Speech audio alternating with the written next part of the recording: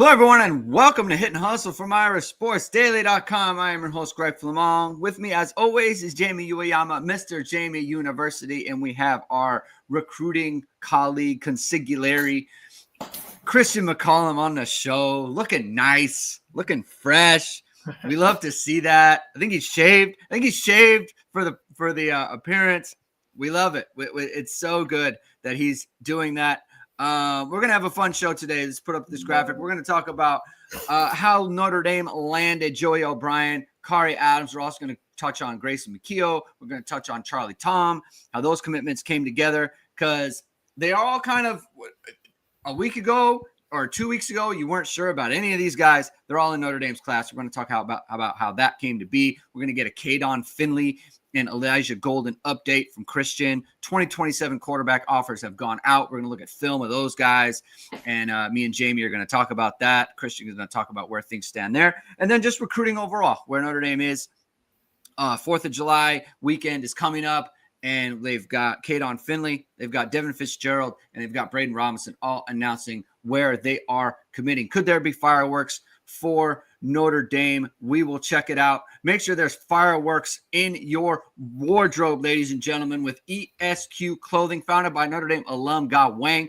You've seen ESQ and all your favorite Notre Dame players and coaches. With over a decade of making the best custom clothing available, ESQ will help you look and feel your best in 2025, from a perfect fitting suit or sport coat, shirt or bomber jacket, or the perfect tuxedo for wedding season.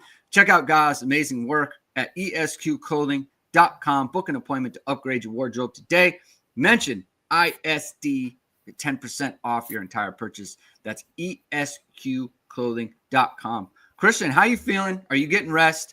No one's working harder than you over the last couple of weeks with official visits, getting on the phone all the time. How are you feeling? Are you doing all right?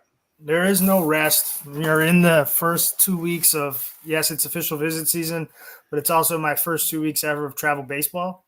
Oh, so there is no rest. I had a weekend tournament that turned into what seemed like a week-long vacation last week in Old Orchard Beach, Maine. I'm like, I didn't even know how many days I was there. I was gaining kids as we went through the week. So no rest, but not to blame for that. And also, I hate to disappoint you, Greg. I didn't shave for you. My wife was on me to schedule something. My barber, he usually takes care of it. And I got something scheduled. It's not till next week. So I was like, I got to do something. So maybe she heard you were coming on with the Hit and Hustle boys, and you can't. No, she would have had me get fit for real, because she hates it when I do it myself. I'll say, hey, I shaved, honey. And she'll go, I know, I could tell. Yeah. CFP Hertz asks, I just want to know what the plan is for Hit and Hustle once Notre Dame gets commitments from all the targets and there's no more recruiting news to discuss. Christian, it's funny. You posited in our group chat a little bit ago. Notre Dame could be done with recruiting for 2026 in like July. They could be finished. And so Jamie and I, we're going to have something to talk about. There's a limited window here to talk about. Camp starting. Camp started.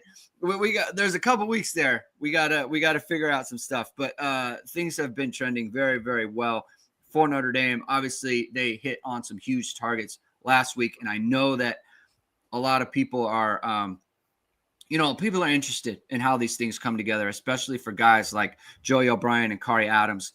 And I think a term that we've thrown around a bunch over the last couple of years is big boy recruiting, especially when it comes to Marcus Freeman and talking about Marcus Freeman, what he's trying to do. He's trying to get into big boy recruiting. Anytime you have 2 top 50 prospects out of Pennsylvania, out of Maryland, and they're at safety and corner, these are high value kind of targets. Joey O'Brien is a multi-position athlete who you can grab. A lot of people want him. Everyone kind of wants him.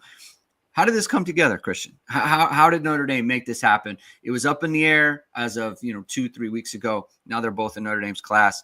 How did this matriculate for Notre Dame? I think they're different. Like, really, they came in different. You look at Khary Adams. He's a kid. He went on the record, like, I don't know if it was this spring or winter or whenever, basically saying Penn State was his leader, had always been his leader.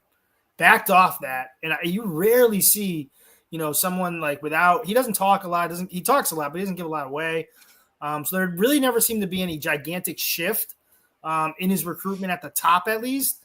And so for a kid to go on the record and say, this school's my leader, they've always been my leader, growing up, all that stuff. it rarely shakes, somewhere else without like a gigantic move, but it was just slow and steady. He's got a great relationship. He's one of his trainers was coached by Mike Mickens in college. So there's a connection there. And he just felt like Notre Dame was kind of the spot for him at the end. And, in the end, it became kind of like a no-brainer, essentially. Talk to him. And it was like, yeah, Notre Dame just checked all the boxes. He mentioned, I love Penn State. I always have. But, in the end, Notre Dame's the best spot for me. So give credit to Notre Dame for that one, for kind of pulling that one off, slowly. So it's not like they made a gigantic turn. But they had to climb that mountain to get there. O'Brien, another kid, he rarely talks and he keeps things even closer to the vest. I think Notre Dame just led from him from the beginning. There was a lot of different, is it Notre Dame? Is it Penn State? Is it Oregon? Michigan's trying to make a run. And maybe there was times when he was torn. A lot of times when you go visit places, you can see yourself somewhere and that place will, if you want to call it a lead or not, but that school will surge. But Notre Dame was his first like major offer. They stayed on him. They made him a high priority the entire time. And, personally, I was a little skeptical of the confidence Notre Dame had throughout. I'm like, I don't know, man. You guys seem pretty confident. And, I'm not so sure about that. And a couple things happened leading up to the official visit. I talked to a source that was somewhat connected. And he's like, Joey O'Brien, I would be stunned if he doesn't go to Notre Dame. And I'm like, really? He's like, absolutely. I will be stunned. He said the same thing about Khary Adams.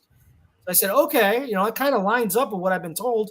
Then coming out of the visit, talked to that same coach, that same source, not a coach, same source again, and he reiterated it. He said he was about 95% sure just because he was worried about Oregon coming in with some money. Then I spoke to another source who, had some insight into this recruitment earlier, but no longer has that insight. They reached out to me and they said, did Notre Dame lock it down with Joey O'Brien this weekend? And I'm like, no. And I felt curious that that's the way they phrased it. And they said, listen, that kid is a Notre Dame kid. He's always been a Notre Dame kid. His family likes Notre Dame. He has a great relationship with Carter Allman.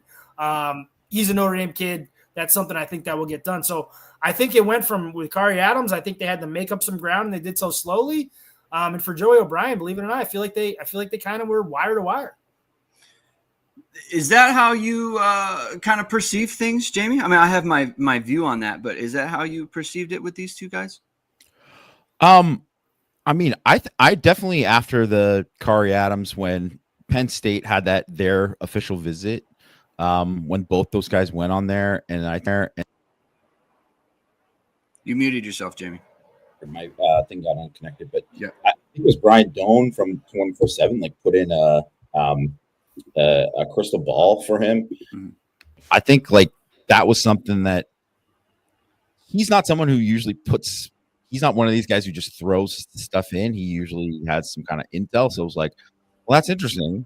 But the fact that I was like, but if he doesn't commit right away, yeah, it doesn't matter, right? Like if he's still going, and he kept going and taking visits. And I think like, as I was kind of looking at it, and especially with Joey O'Brien too, I think they were just such a constant. And, I mentioned in Six Thoughts this week too, that all these guys that they won, like these big time guys they won, this was like very long processes, like on these guys for well over a year. Yeah. Well over a year where they had visits and taken 4 or 5 visits to Notre Dame. And when they say choose hard, yeah, they're talking about choose hard, like the academics and all these kind of things. But they're also talking about how it's not like an easy thing to get to Notre Dame. Like, and South Bend isn't the most desirable place compared to, maybe Eugene is in the middle of nowhere or whatever, but like, I think a lot of people will consider like, Happy Valley is like a nicer place to live than South Bend. Ann Arbor is a nicer place to live than South Bend for a lot of people, right? And I know there'll be some people who get all worked up about it, but it's just the truth. We know, I mean, everybody I know who lives in South Bend, a lot of them are like, yeah, I'm not here because of, the place is the best place to live, right? So, but they kept coming back. and they kept coming back, and there was obviously something there. And that's why too, I always like brush up whenever I hear anyone say like, oh, well, I saw like a bunch of Penn State, and this is obviously just Penn State fans talking about sure. how it's NIL and Notre Dame came over the top and whatever. And obviously Notre Dame is doing what they need to do with NIL, but it's not like they're just totally like outbidding all of these teams. It has to be like over time. And that's how like Notre Dame's got to win with relationships, you know, and how Christian said with Carter Allman was a huge part of this. Obviously, like keeping him at Notre Dame after Chad Bowden left, like that was a big deal. Yeah. To keep him there. And then you see that these guys, they mention like everybody on the trip, right? So obviously they mentioned the position coach, they mentioned the other, like they mentioned the grad assistants, they mentioned everybody. Everybody is like establishing relationships with these guys. And I just think it's like one of those things where it's just like, it's a grind. And Notre Dame, like, I don't want to say Notre Dame outworked these teams, but they really like worked as hard as any. And with how things are trending with Notre Dame, I think getting Yeah. But anyways, my point is made. That's just like, yeah, it's a long process, and they just kept working and kept working. Christian, do you think there's a correlation between Notre Dame getting over the hump with guys like this? I think they've had chances with, you know, these top 50 caliber players in the past, and they've either had them committed or lost them when there was early commitments, you know, what they were kind of, it was a strategy of Notre Dame at the time to kind of push those commitments before players were maybe ready.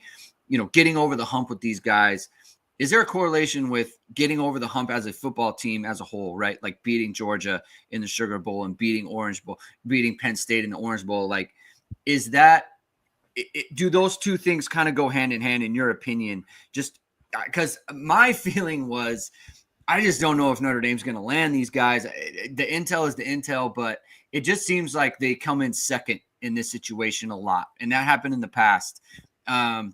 And it's just kind of similar to, I was thinking about it. It's very similar to the team itself, where they get to the spot and it's like, they can have a, you know, maybe a competitive game in these, you know, New Year's Six kind of bowl games and the Sugar Bowl and the Orange Bowl, but they always kind of come up short. I kind of assume that would happen again. The football team was able to get over the hump, and now in recruiting, they've done the same. Like, do you kind of see a correlation there? 100%. 100%. And Notre Dame sees that as well. You know, in the past, Notre Dame's kind of sold the idea that they can compete for national championships. Yeah. You know, they went to a national championship, you know, under BK, and, you know, they've been in the mix in the past, but not like this past year. So before it was just kind of like, oh, we can definitely, and especially when it's compared, right? So you say, oh, you can get a great world-class education here. Boom, here are the facts. There's no disputing that. And we can compete for national championships. Now you can be disputing that a little bit, especially depending on who you're recruiting against. If you're recruiting against, you know, Georgia, Alabama, Michigan recently, they can come back and say, no, they're not competing for national championships. Not anymore. And Notre Dame, they can feel that. And they really sense that when they talk to these kids. And the season that they just had, that playoff run, that could end up paying dividends for, I mean, you want to call it generations. It could be generations.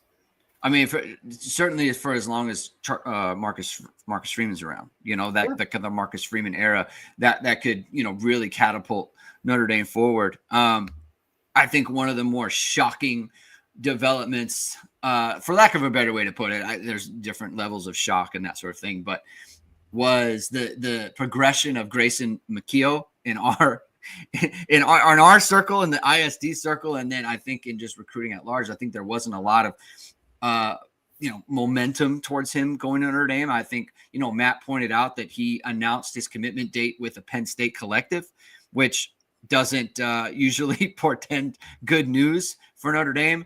You know, and then the Charlie Tom offer went out, and I certainly took that as, well, okay, this is their backup plan to McKeough. They want another tackle in the class. This is going to be their backup plan. And then we found out very soon after, it sounded like he was going to commit to Notre Dame. So what did you kind of make of that? How did you see that turning? Was it a surprise to you as it was to me personally? I didn't see that coming. Were you as surprised by that, and what kind of led to the whole situation?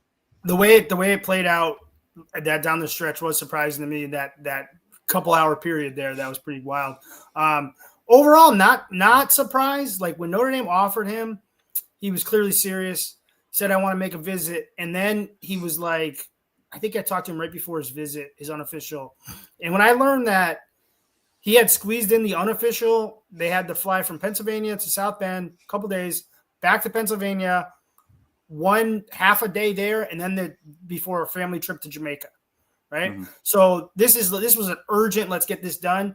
And that visit went really, really well.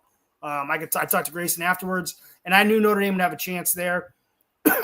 When he went to Penn State for his official earlier in the month and came back and told me he liked how all the offensive linemen were friends. Didn't matter what class they were in, senior, freshman.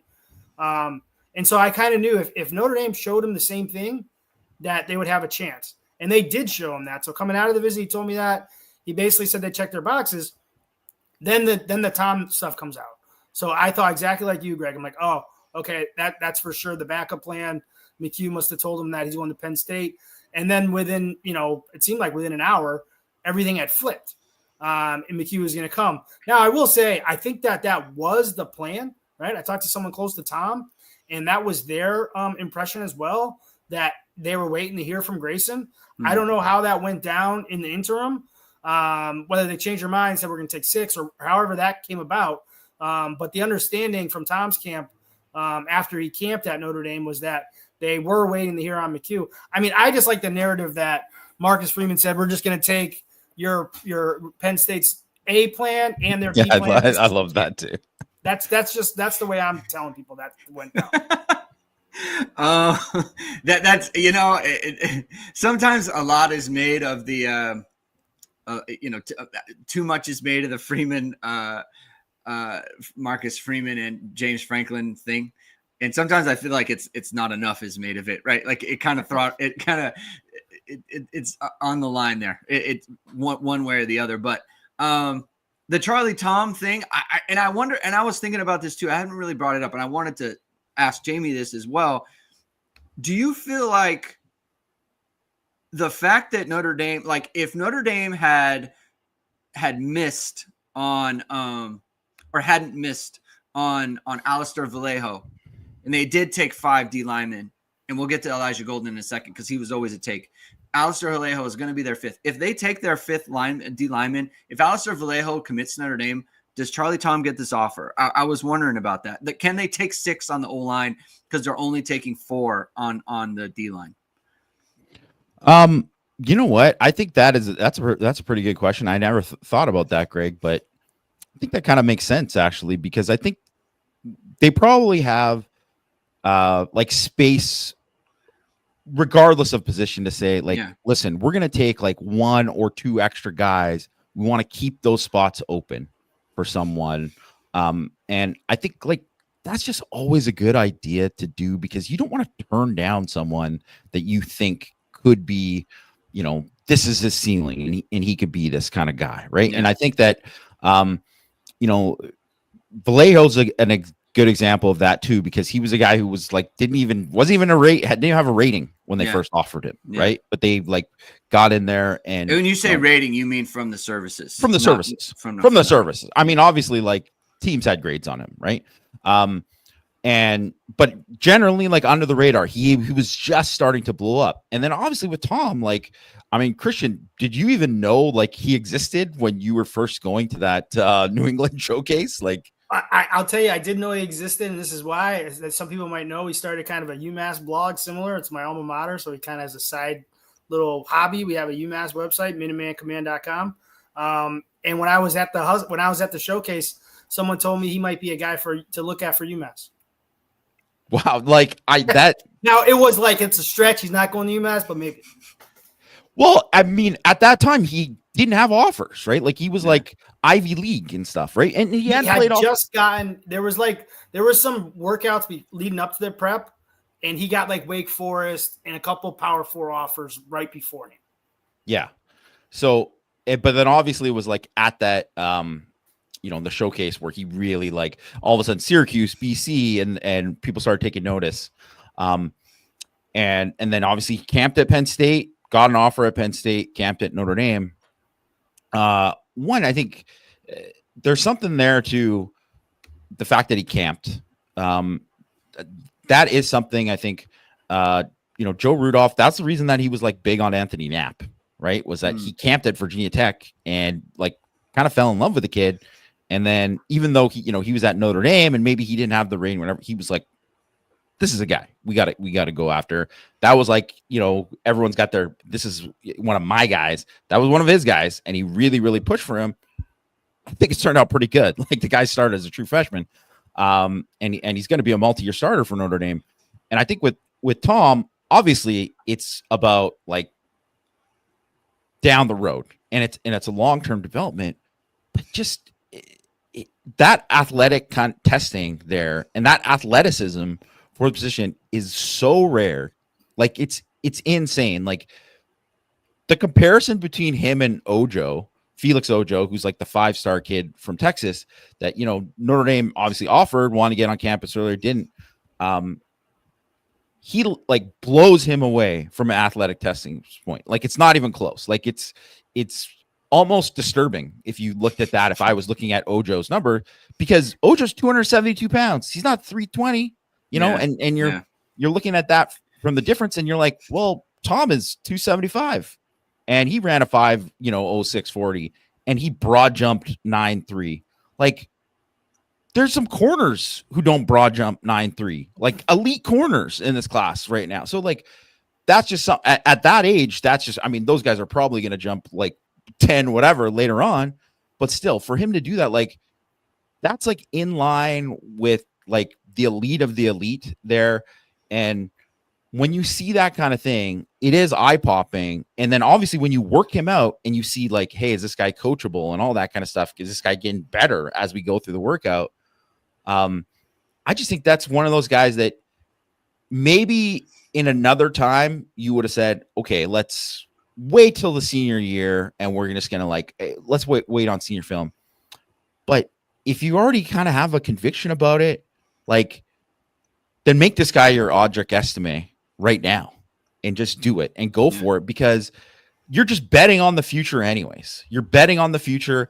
I bet his film is going to look just fine this year. It's not going to be like blow anyone's socks off. There's going to be some good, but if you watch like not the highlights will look good, but like overall there's going to be some ugly in there because it's just like his first year playing offensive tackle. But it's a little bit like Makio he's just like a year behind, right? Like he's a year behind, and I'm excited to see what he can be, because it's absolutely one of those guys that you look at later on, you're like, how did this guy become a first round pick? And you're like, well, he went to BC and then all of a sudden this and this and this. Like that, this is textbook that guy. Yeah. And he loves Notre Dame. That's another part. It's like he loves the university. And so it's like you kind of feel like he's going to hang around. You do have that runway to develop him because he's invested in the university already because he's a fan of it. Can we swear on here? Sure. Well, one thing I'll say, when you talk about a kid transitioning from tight end to offensive line, obviously the biggest question is going to be, without film, the physical nature of it. But I know his coach at Avon Old Farms, John Hooley, pretty well, and he's got some shit to him. This kid, Hooley knew he saw the things you saw, Jamie, but when he brought him in, because he hasn't even coached him yet with pads. And he saw all those physical traits, knew he could do this and that. But he told me, he's like, it's when I saw him working and competing and like the grit that was like, all right, that's when he decided I need to go advocate for this kid with the Power 4 schools, with the high schools. And he's a guy that, Coach Hooley's a good guy. He realizes he's not going to oversell a kid to a program because that's only going to hurt the next crop of guys. Oh, yeah. So he wasn't going to go tell Notre Dame, Penn State, BC, you need to move on this kid who's got no film and risk his reputation until he believed in it. And just from the kid's attitude and his determination and his grit, that's what caused Hooley to do that. I think that's the perfect point right there too, because you have to have someone to advocate for you in those situations. And if, especially with someone, and he hasn't been around that kid that much, and you're really like going in, and Avon Old Farms, you could say what you want about New England football and like the level of competition and all that. Avon Old Farms has produced a lot of D1 kids, a lot. So they know who can play and who can't. And so I think that, I mean, says a lot too. And also, I think so much of it, and whatever, I'm not trashing the trainers, because there's a lot of great trainers out there too. But so many of these high school coaches have just been there and been in the trenches for so much longer, and just can identify it in a better way.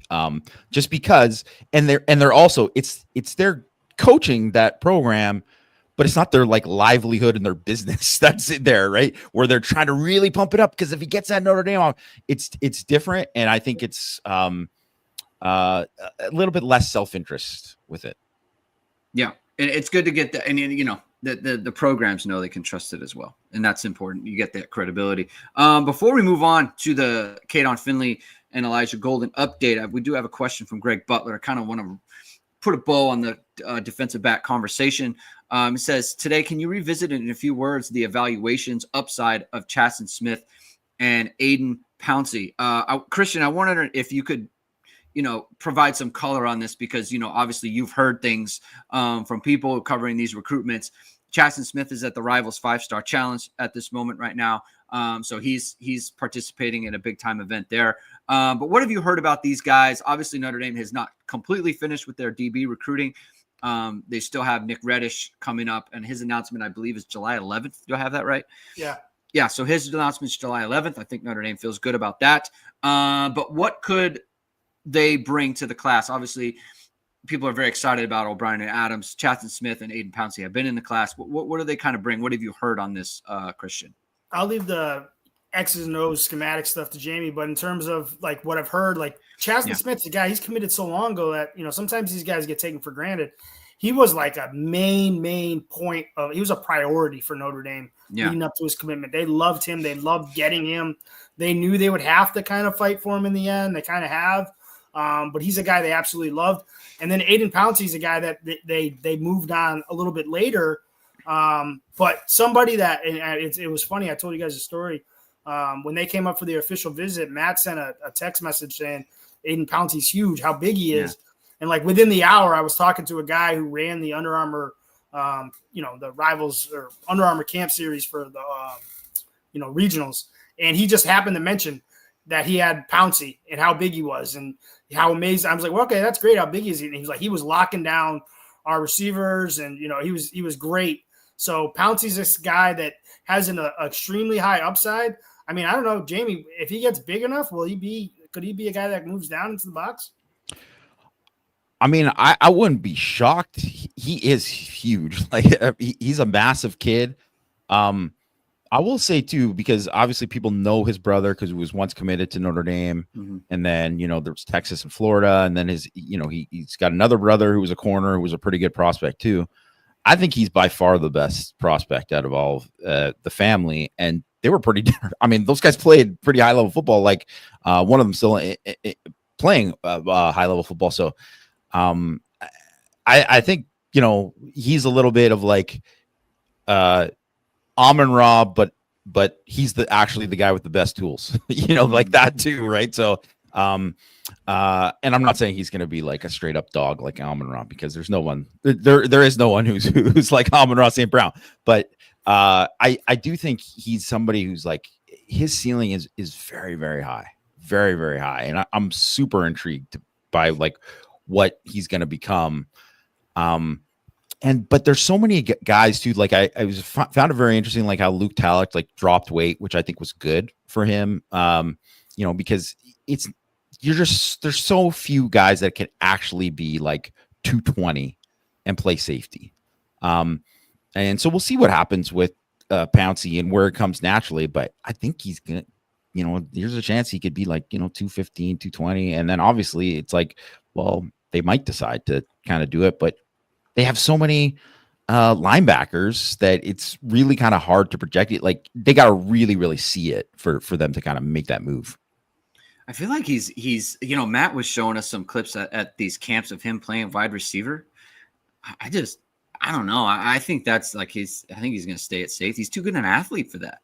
Like, like you look at a guy like Drew Tranquil, like he's a good athlete for sure, but I don't know that he had, like, I wasn't someone it's like, oh, I could see him playing offense somewhere, like maybe running back, but it just didn't really fit. Pouncey's, he's a very fluid, like he's a good athlete. I think he's going to stay at safety. I think he can get big. Like you mentioned, like there's not a lot of guys who can be Kyle Hamilton's 220, 225, right? Like Joey O'Brien plays like Kyle Hamilton. I don't know that he'll ever be that big and like that thick, where it's just like he's big like that.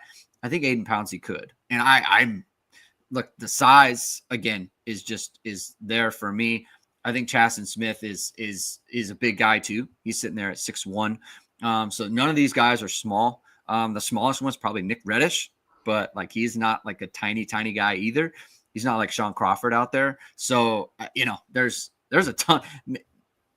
This is as excited I've ever been about a secondary class that Notre Dame's bringing in. They're kind of that good.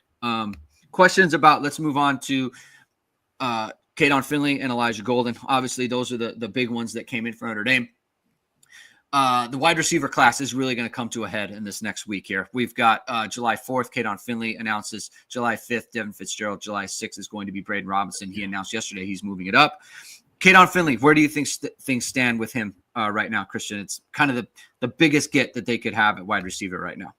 Yeah, I think it's going to fall for Notre Dame. You know what I mean? Like as I said, we've got some pretty good sources down in Texas.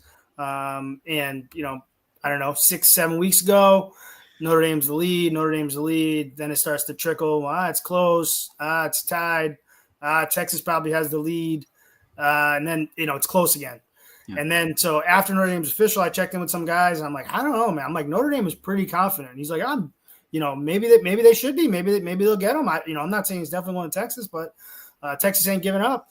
And then, we were texting last week after during or after his official of Texas, said Notre Dame's really confident. And he said they should be. So, Texas is now into the point of like, they're not getting them. That's what Texas feels. So, and Jamie can tell you, we've talked about this before. Texas thinks they're out. They're out. If it's 50-50, they're thinking 75-25.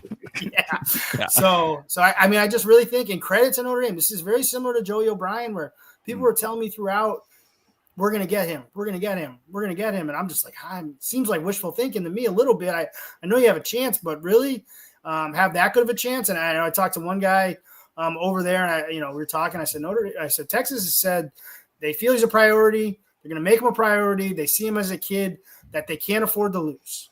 And the response was, so do we.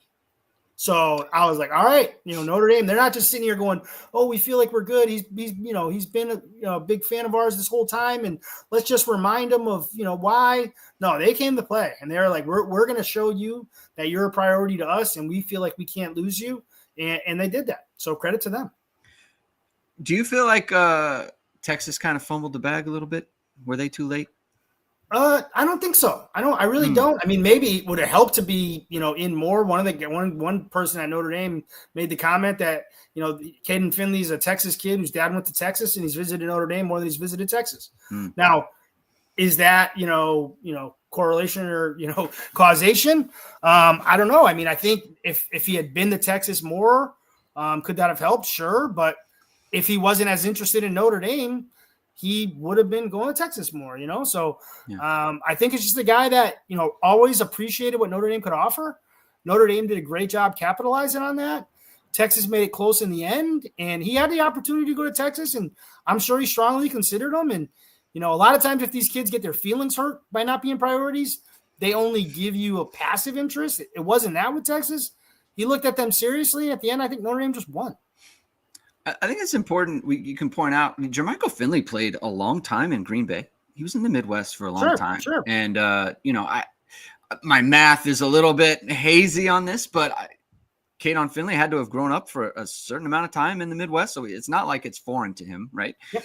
And Green Bay is a very nice place. Customer. Yeah. That was my first inclination when he first came on the scene is like, oh, yeah, this kid would be fine in the Midwest because his dad played in Green Bay. Yeah. So, Green Bay's a nice place. similar to maybe South Bend in some respects. It's not a lot going on other than the football program, but hey, if you're happy there, then you can be happy in South Bend. Buddy Mitchell says, super chat for Greg's authorization of the curse word. Anything for Christian. Christian comes on here and he can kind of do whatever he wants. Another super chat from Chris Wojak. Woj to God. Late to the party and off the grid of late, but still hitting and hustling. You can still hit and hustle from anywhere, whether you're off the grid, on the grid, or whatever it might be. Let's talk about the receiver position real quick. If it happens to be Kaydon Finley, Devin Fitzgerald, Braden Robinson to go along with Bubba Frazier and Dylan Faison, Jamie, what kind of receiver class do you think this is? I mean, it's a really good one. Certainly I wouldn't put it anywhere near what some of these programs have done in terms of you look at what Alabama when they're getting 4 top 50 kids in a class, right? Or what Texas is. I mean, pretty much Texas, not this year because it's maybe not the most lights out year at the position period, but Texas has had some classes where they're signing a couple 5 stars, and there is a gap between that, I think, and what Notre Dame's doing. But I think when we're looking at it, where Notre Dame was at, under most of the time during Del Alexander, and really Chauncey Stuckey, that one class was a pretty good one, with Greathouse and Flores and James, but it's Flores and James out the door right away. So the return on investment is only Greathouse pretty much from the class. And same with some of these other classes too, right? Where they've had guys who just kind of fizzled out. And I think there's a lot of guys there. There's a good mix of high ceiling kids, but also high floor. Right. And so I think that in that way too, if I'm looking at it, I'm just taking the rankings out of it, but I'm just looking how it's set up in terms of where they got position wise, what they have speed wise, what they have guys who can come in right away and compete early. I really like what they've done. Is Mike Brown beating the allegations on this? It seems that way, right? He was the guy that everyone was complaining about. He goes out there and wins. I mean, there's nothing – in the end of the day, if you're going to have it both ways, where you say, hey, you're in the race for this guy, but you finished second, and you say results are the only thing that matters, you got to use that both ways, right? So at the end of the day, results are the only thing that matters. And if he gets all these guys, which we expect him to, you can only measure him by the results. Yeah. Speaking of closing out position groups, Notre Dame is looking to close out the defensive line with Elijah Golden. Christian, what can you say about this guy? They've made him a big priority for a long time, right? So it would be very disheartening for them, I think, if they were to miss here, but it doesn't sound like they're going to. What say you on this? Yeah, this is a guy that they would have loved if he would have called it, made the decision early on, even before official visits. But he stuck to it. There was a time when I talked to a source close to him that said he might just take 2 officials. Elijah wasn't having that. He really wanted to go to Virginia Tech, really wanted to go to Oklahoma, really wanted to go to Alabama, obviously really wanted to go to Notre Dame. Notre Dame, I feel like they led the entire time, but you start taking official visits to Oklahoma and Alabama, anything can happen. Yeah. So he came up, and then, I don't know. I was writing intel for tomorrow earlier. I don't know if Notre Dame reminded him why he liked Notre Dame so much on the official visit, or if that was even necessary. But coming out of the official visit, even before it was over, we began word that it was going really, really well, and that the expectation was that they were going to win this race. I talked to him afterwards. I know people were like, man, those comments were low key. And, I said, Elijah's a pretty good kid. And we've talked quite often, and it's just we're just going over the same stuff. And, he had to come up with something before the visit. I really want to see the dorms. He'd seen everything else. And he said the dorms were fine. You know what I mean? I don't think anyone expected him to go, oh, my God, those dorms are the greatest dorms ever. They blew away everything I've ever seen. And he didn't really have much more to say, because it's almost like, what else is there to say, man? I like Notre Dame. I like Coach Washington. I like Coach Sebastian. I like, defensive coordinator. I like Freeman. I like the academics. I like everything about it. You can only say that so many times. So, yeah, his comments might have seemed lukewarm, but, I don't think there's anything Notre Dame helped themselves, and they might not even need it to. Yeah. Justin Kane asked, do we have a backup? Does Notre Dame have a backup plan for Golden? I don't know that they do. It doesn't sound like they're going to need it. Sometimes you get to the point where it's like, hey, we've put so much into this guy. We don't really have a backup plan. But Notre Dame, it sounds like has done all the things they needed to do. Personally, I think that it's good that he went. I mean, in hindsight, it's good that he went all these officials. He checked the boxes, and you don't want any questions. That's how you lose guys in the end, right? And that we've kind of seen that in the past where they push for commitments super early. Guys are like, I want to go on these visits, and then things start trending away, right? It becomes very awkward at that point. So the way it's happened, I think it gives you confidence if he commits to Notre Dame. You're going to feel confident that he's going to stick with that. Sly Fox says, does Golden have a commitment date? I believe he's always, Christian, you can correct me if I'm wrong. He's always said August, but it sounds like that might be moving up as well. He didn't have a firm date. He must have given you more info than me, Greg, because he always told me on God's time. So, maybe Greg is God. I don't know. But he always told me God's time, and then I think before. Well, maybe he's referring to maybe he's referring to Mike, maybe the Godfather. Maybe that's who he was referring to. I got more out of him before and after the visit, where he said between 1 to 2 weeks after the Notre Dame visit. So this would be as soon as next week, maybe the week after, but I wouldn't be surprised if it's next week. As we love to say, we are monitoring that situation. Let's talk some 2027 quarterbacks and grind some tape. If you want to grind tape and you want to have good tape to grind on, then you can go with VSR Media, founded by Notre Dame football pregame host and Emmy Award-winning anchor Vahid Sadrazadeh. VSR Media provides professional and cinematic video and photo. Whether you're looking for a collegiate or pro-level highlight reel, have a personal story to tell, or aiming to diversify and grow your business, VSR Media specializes in short and long-form video storytelling, social media management, website design. VSR Media also captures professional headshots, senior and sports photos. Contact them at vsrmediacompany.com. Mention Irish Sports Daily to receive 20% off your first project. Visit them online or give them a call at 574-800-9106.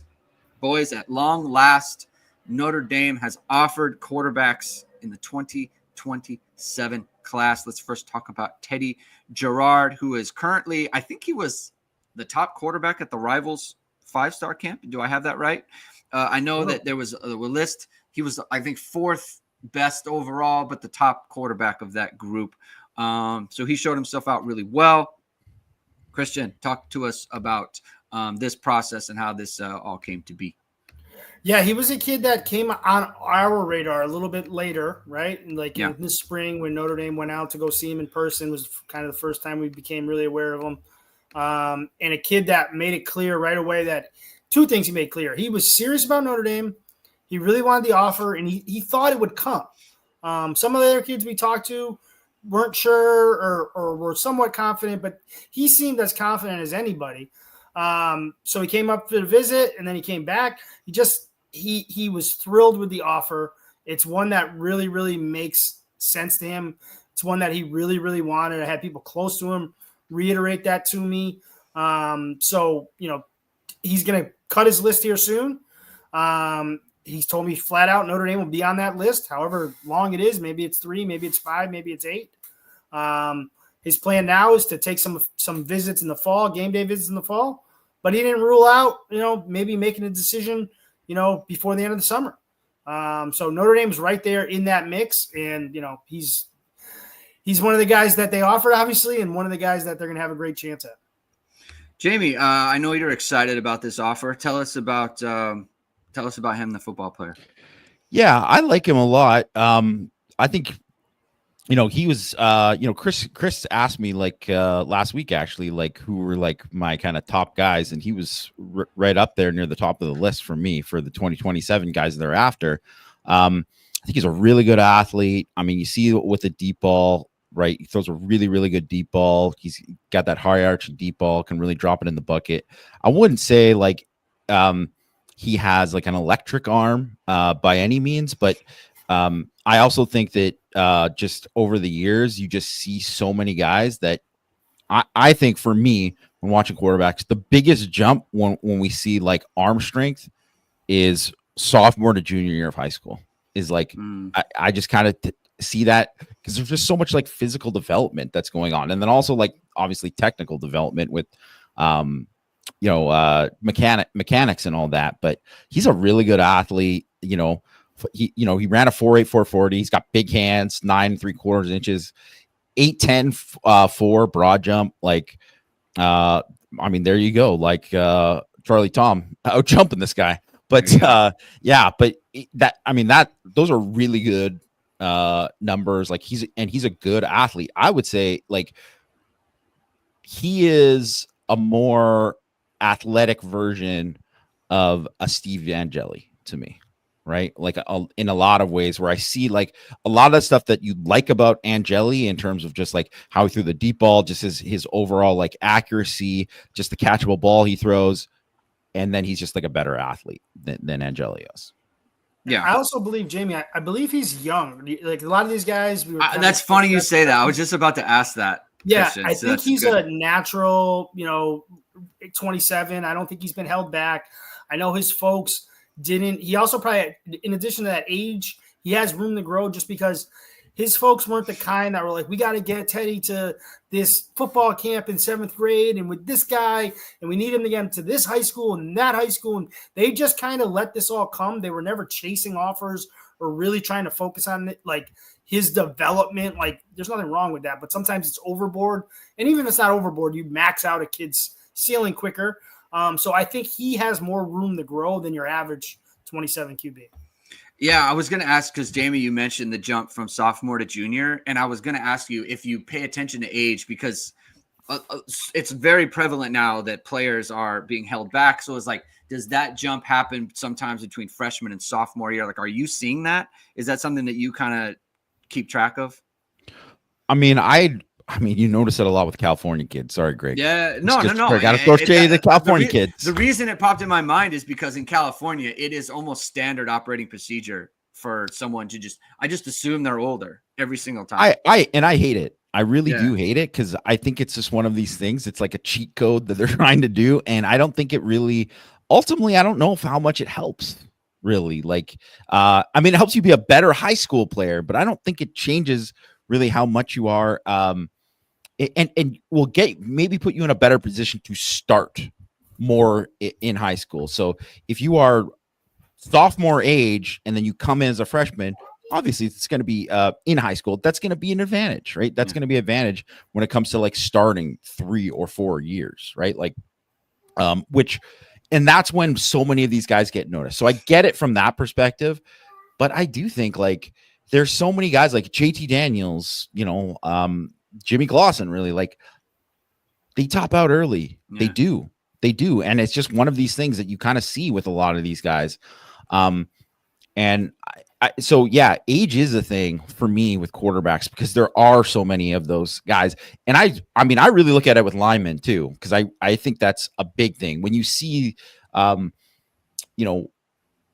think if you looked at it in a different space, if like Romeo Okwara, like was coming in at a time where Notre Dame was like better positioned, that guy would have benefited so much from a red shirt and then just to have those years after because he was 16 years old. Well, wasn't it Maurice Stovall who was 16 as well? Wasn't he super young? I know he was young. I can't remember if he was 16 or 17, but he was young. And like he was like 21 or maybe even, I think he was 21 when he was a senior. So like, that kind of thing, it is a big difference. And I really do think with linemen too, especially because there's so much growth that's happened. There's so many guys that are just going to get like bigger. They're still like not kind of tapped out. And, in that sense too. So like, I think too, with like a guy like a Charlie Tom, because he is taking that extra year, right, at that prep school. It's different if you don't have that experience, and he obviously needs that experience. But regardless, like you could put his numbers, like his athletic testing and all that next to guys that are his exact age from the previous year, what they were doing now, and he'd still blow all those guys away. So that's why it doesn't matter as much for a guy like him. Yeah. The other quarterback that Notre Dame offered in 2027, Peyton Houston out of Shreveport, Louisiana. Christian, what can you tell us about this one?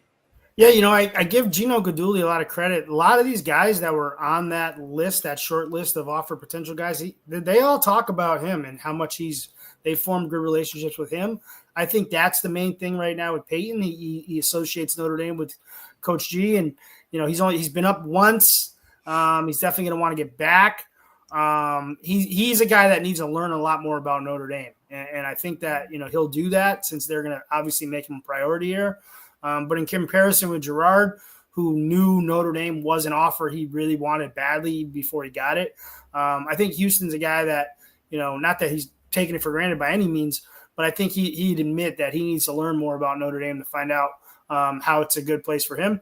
And again, credit to Coach Guidugli. I'll be honest, I was one of the ones that thought this was a very risky way to go about 27 quarterbacks, and it may end up being risky or too risky in the end. But the way he did it, he identified part of the identification process and the evaluation, I'm sure, was if we're only going to offer two guys, we got to offer two guys we think we could get. We got a good shot at. And so I think that they have at least identified the idea that they have a good shot at both these kids. So I'll give them a lot of credit for that. Yeah. In terms of play style, Jamie, the size, I mean, there's a lot of Everett Golson in there. To take it away from Notre Dame, there's a lot of Johnny Manziel in there. Not so much Kyler Murray. I don't think he's not that small, but he's not the biggest guy, right? So there's that concern there. But what do you see in him as a football player? I mean, I really like his film, and I think there are like a lot of like electric plays from him. Some Cam Ward in there as well. Yeah, for sure. Right. Like you see like, oh God, I can't remember the Houston kid who, eventually went to Miami. Cam Ward. No, from Houston. Started out at Houston. Oh. Anyways, people will know. Someone will throw it in the chat. That kid is a lot of who he reminds me of. Yeah. In that sense, right? Where he's a guy who he has a big arm. You see, like a lot of these plays are just like, his highlights are as good as anybody, right? De'Ara King. Thank you. De'Ara King. Got you. Yeah. De'Ara King. So there's a lot of De'Ara King to him, in my opinion. And I think like he's someone that, you see like him escape. You see him do so many things like improvise and do so many great things. But I think even though he's, I guess, like he's a couple inches taller than Kyler, right? Or like an inch or something bigger than Kyler. Well, Kyler's hands are like a foot bigger, or like an inch bigger, a foot bigger, an inch bigger. Like he's like Kyler Murray's like 9.5 inch hands. Yeah, like 8.5 inch hands. It's tiny. It's like Carney, circus folk. Those are small hands. That's like, and it is a thing with quarterbacks. It is definitely a thing. Especially you're playing at South Bend. Yeah. And there's going to be some games where, you have to, have that. And I think one of the things like Everett Golson had big hands. He had huge, small guy. He had big hands. Basketball player. Russell Wilson, huge hands, right? Like, so Kyler Murray, even though you're like, oh, he's tiny, 9.5 inch hands. That's not on the big end for NFL quarterbacks, but it's not on the bottom end, right? So I think that's something like, it's not to say that he can't be a really good quarterback, but that is like a big thing when we're talking about like, what he can be, how he can be playing in South Bend. There's just going to be so many games that if a guy's going to be a multi-year starter, he's going to play like at least 3, 4, 5, however many games where it's not going to be great. It's not going to be the best, conditions. Can you deal with it? Can you deal with that when, you have small hands? That's why, like, it's like one of these things where people talk about it like, shouldn't get into measurements and whatever, but you just don't want to when you take exceptions, they got to be so exceptional at something else. And honestly, I could see if he was Kyler Murray in terms of just like his athleticism, then I'd be like, yeah, like just who cares? But Kyler Murray was a different level of athlete. I mean, Chris has seen him in person too. Yeah. He is like crazy. Obviously, he was like a first round pick in MLB draft too. So I like Payne Houston. I wouldn't be like, if I was from Notre Dame's perspective, I wouldn't be angry at all if like he came. Like, I think there is like a lot of upside to him, but that is a pretty big red flag for me. Were you guys surprised Malachi Ziegler wasn't offered? I wasn't. He told me flat out, Texas told him they need to see more game film. He said himself, I made some knuckleheaded mistakes. I'm boneheaded mistakes. I got to clean those up. And it seemed, I forget exactly what he said that in response to, but it almost seemed like Notre Dame had been hinting at the same thing to him.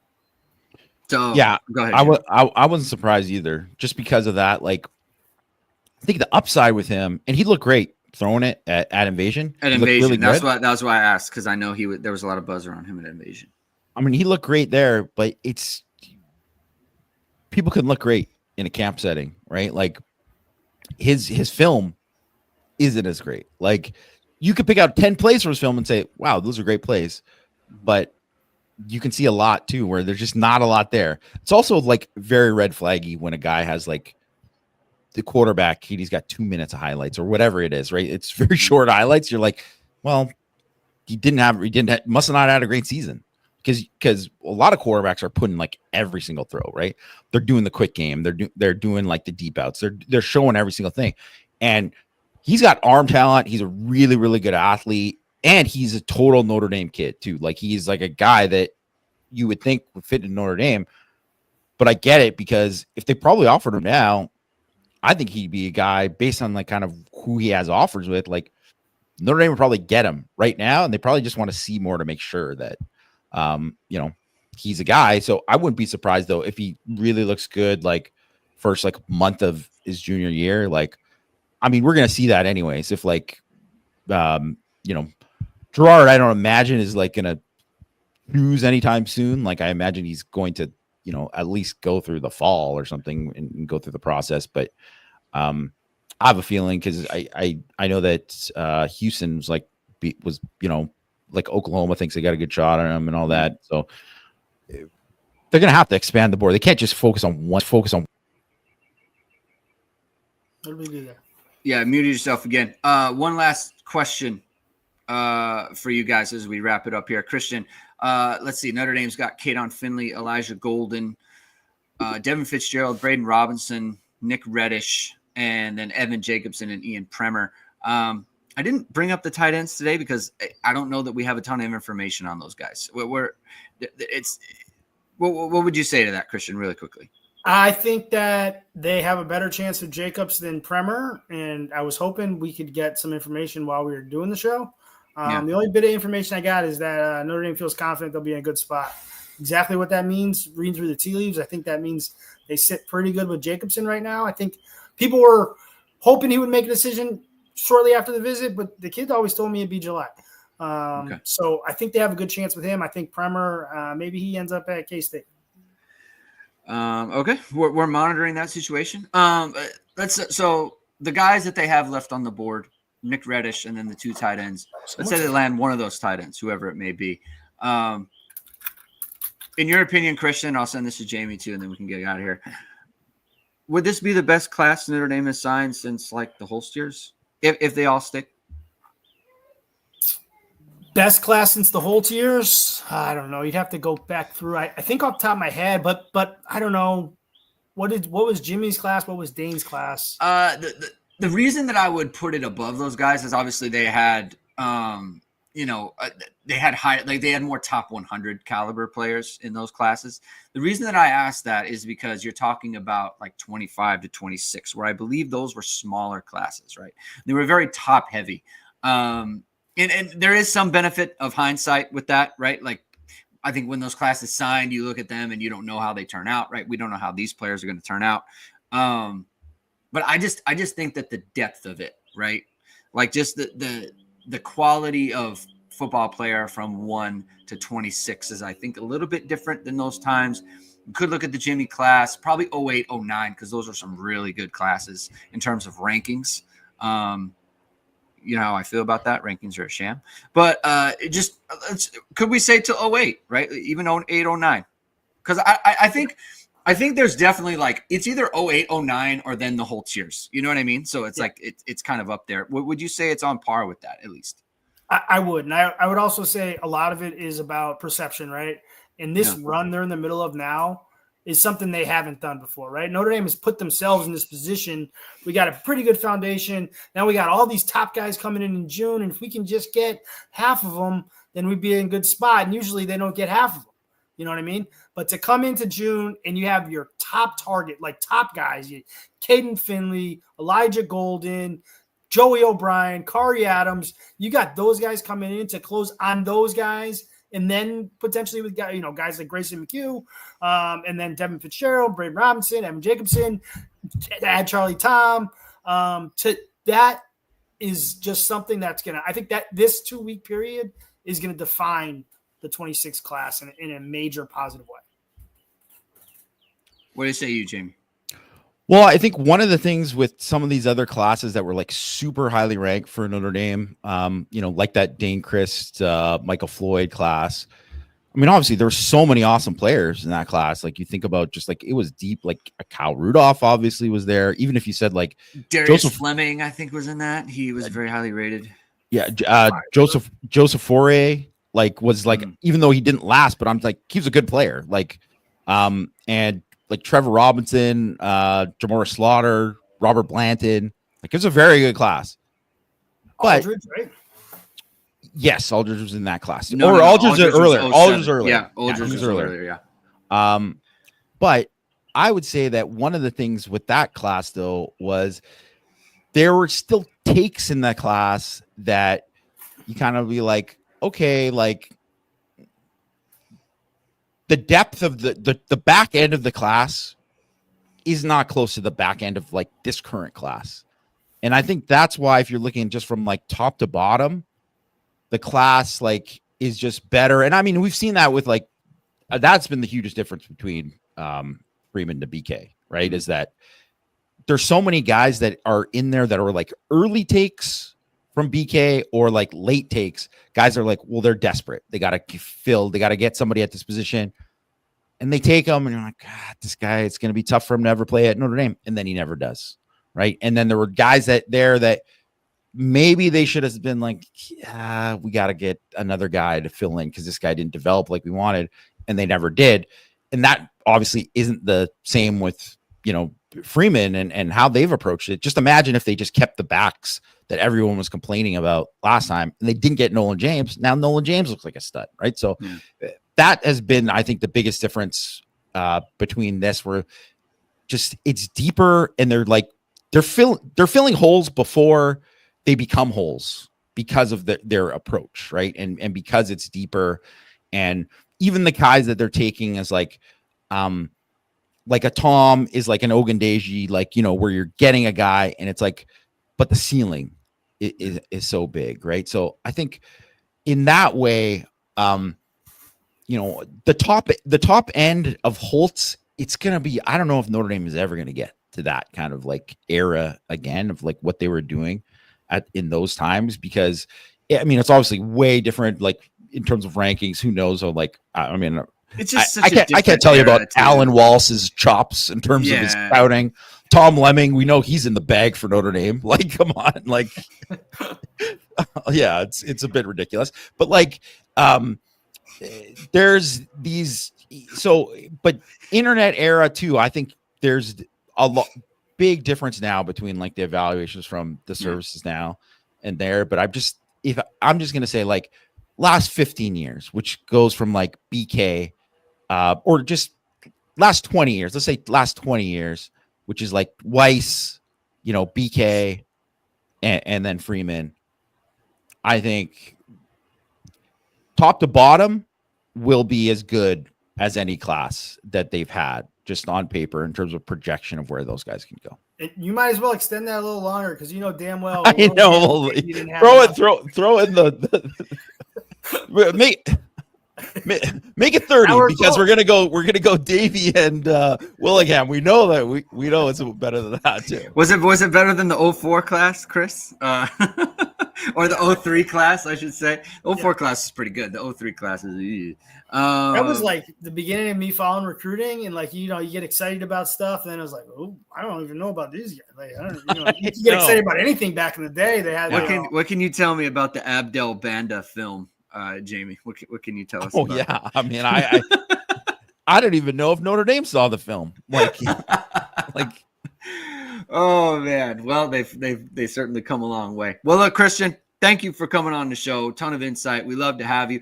Check out irishsportsdaily.com. Christian's killing it. Matt is killing it. Christian, Braid Robinson announces the change and his commitment date. Christian's got him on the phone in like 10 minutes. He's writing up a story. It's unbelievable. The guy's I got my daughter's dinner in that time too, by the way. Oh, look at this father of the year. They hated the dinner. All right. I got them chicken tenders from Buffalo Wings place, and I knew they wanted plain, and they told me it was bland. I thought they were just being, you know, grouchy. I took a bite of it after they refused, and they were bland AF. I won't go too. just like Notre Dame fans can't keep everyone happy. Nope. We hope we kept you happy today on the show. Thank you everyone for tuning in. If you like what you heard, hit that like, hit subscribe, hit the notification bell. So whenever it is, we are going live. We'll be back on Monday with Mike and Power Hour. Then we'll be back on Tuesday and Thursday for Hit and Hustle. We'll be monitoring the recruiting situation. Again, irishsportsdaily.com. Check us out. We'll talk to you next week. Have a good weekend, everyone. Keep hitting and hustling.